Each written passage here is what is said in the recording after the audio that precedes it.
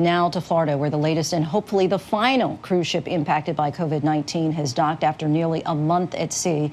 Let's take a look now at those two Holland America cruise ships, the Zaandam and the Rotterdam, both now in port in Fort Lauderdale after traveling from South America with dozens on board exhibiting potential symptoms of COVID-19 and 4 already dying on board. ABC's Gio Benitez has the harrowing story of how they got here and what comes next. The nightmares at sea have haunted the world for months. From Japan to California and now to South Florida. The Holland America Zaandam has been at sea for nearly a month. 305 Americans were among the more than 1,800 people who started their journey on March 7th in Buenos Aires. That was supposed to end in San Antonio, Chile. But this epic South American vacation cruise did not turn out quite like they hoped.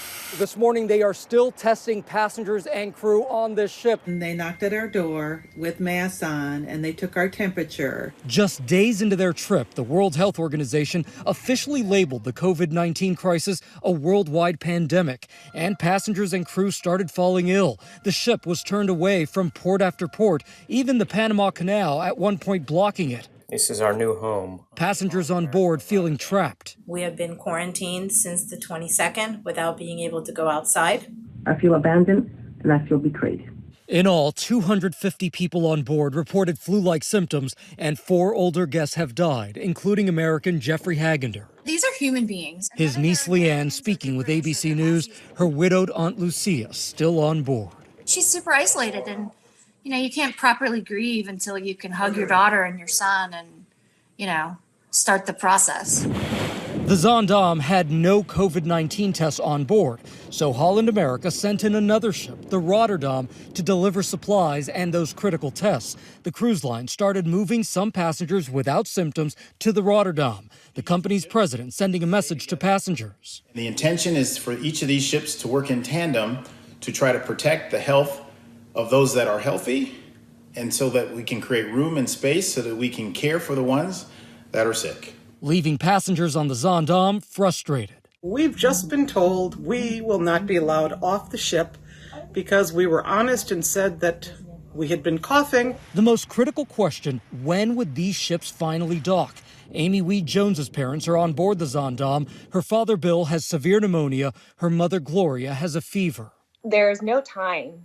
These people need to get off the ship. There are people even more ill than my father. They don't have the time to wait to port. As the ships moved closer and closer to Florida, Governor Ron DeSantis said he didn't want the ships docking in the state. The way to deal with this is to send medical attention to the ship, just to drop people off at the place where, we're having the highest number of cases right now, just doesn't make a whole lot of sense. But President Trump sent a different message at his daily news conference. There are people that are sick on the ship, and we don't want to be like they're going to be ghost ships. I'm going to do what's right, not only for us, but for humanity. Cruise ships around the world have faced the COVID-19 crisis head-on in an unimaginable way. First, the Diamond Princess held off the coast of Japan for nearly a month, more than 700 coronavirus cases on board. Then the Grand Princess off the coast of California with 21 coronavirus cases. And today, Fort Lauderdale finally allowing the 2 Holland America ships to dock after their long South American journey. So far in Florida, on the Zaandam, 9 passengers have tested positive. After nearly a week of testing, more positive cases are likely. The cruise line saying sick passengers will have to stay isolated on board until they recover. But for now, healthy passengers, or at least those not showing any symptoms, will be on their way home. Gio Benitez, ABC News, New York. And our thanks to Gio for that report. ABC's Victor Akendo joins us now live from Fort Lauderdale, where those cruise ships have docked. Victor, what finally led to the agreement to let these ships finally dock, and what are the conditions for those passengers getting off to try to keep them from spreading any disease? Well, Lindsay, it wasn't easy, and this back and forth nearly lasted all week, but eventually everyone agreed on a plan that would help the passengers on these ships and Floridians. So here's what's happening next. Those who need immediate medical attention are being rushed to the hospital, and those who are just showing moderate symptoms, they will have to stay on these ships until they have recovered under CDC guidelines. As for those who are fit to travel, they will be driven straight home. If they have to fly, they'll be taken to the airport where chartered flights are being arranged. So the sick passengers will remain on board. How will they get treatment, and do we know how long they're expected to remain there? Lindsay, we're talking about more than 250 passengers who reported feeling those flu-like symptoms. They will have to stay on these ships until they have recovered, again, under those CDC guidelines. And as for care, Holland America says medical staff on the ships will be taking care of them. Victor Kendo, live for us in Fort Lauderdale tonight. Thanks so much, Victor.